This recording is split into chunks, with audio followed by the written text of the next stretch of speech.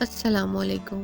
آج ہم بات کریں گے ذہن کو تیز کرنے والی غذاؤں کے بارے میں۔ جیسے جیسے ہماری ایج بڑھتی ہے، ہماری میموری ڈکلائن ہوتی ہے، دماغ کی شارپنیس کم ہوتی ہے اور ہم چیزوں کو بھولنے لگتے ہیں۔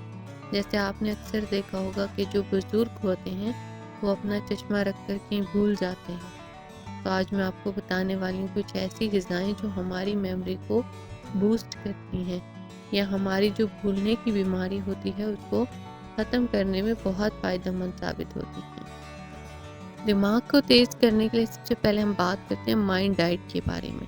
یہ 2 طرح کی ڈائٹس کا کمبینیشن ہوتی ہے، ڈیش ڈائٹ اور میڈیٹیرینین ڈائٹ۔ اس میں بیسیکلی پھل، سبزیاں اور دالیں وغیرہ شامل ہیں۔ گرین لیفی ویجیٹیبلز یعنی ہرے پتے والی سبزیاں آپ کے دماغ کو تیز کرتی ہیں۔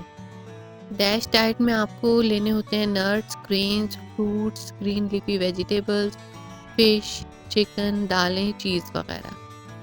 اگر ہم بات کریں نٹس کی تو نٹس کے اندر وٹامن اے اچھی مقدار میں پایا جاتا ہے۔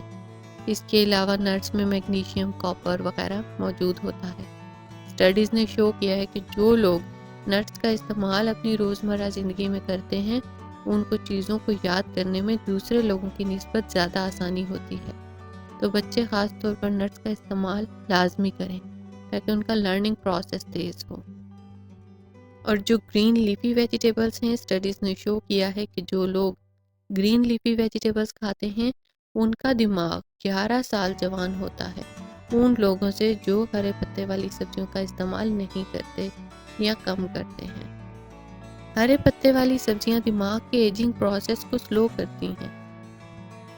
اور اگر ہم بات کریں دالوں کی تو دالوں میں فائبر، آئرن، پروٹین اور فولک ایسڈ ہوتا ہے جو کہ دماغ کی صحت کے لیے بے حد مفید ہے، اور اس میں فیٹ بہت کم یا نہ ہونے کے برابر ہوتا ہے۔ دالوں میں خاص طور پر لوبیا اور پنٹو بینز، ان میں اومیگا 3 فیٹی ایسڈز پائے جاتے ہیں جو کہ دماغ کو اچھے سے کام کرنے میں بہت مدد دیتے ہیں اور آپ کا دماغ تر و تازہ اور ہیپی رہتا ہے، موڈ سوئنگز نہیں ہوتے۔ اگر آپ دماغ کو تیز کرنا چاہتے ہیں یا میموری لاس کو کم کرنا چاہتے ہیں تو ان غذاؤں کا استعمال اپنی زندگی میں شامل کریں۔ آئی ہوپ آج کی ویڈیو آپ کو اچھی لگی ہوگی۔ اگر آپ کو اچھی لگی ہے تو لائک کر دیں اور مزید ایسی ویڈیوز دیکھنے کے لیے چینل کو سبسکرائب کر دیں۔ شکریہ۔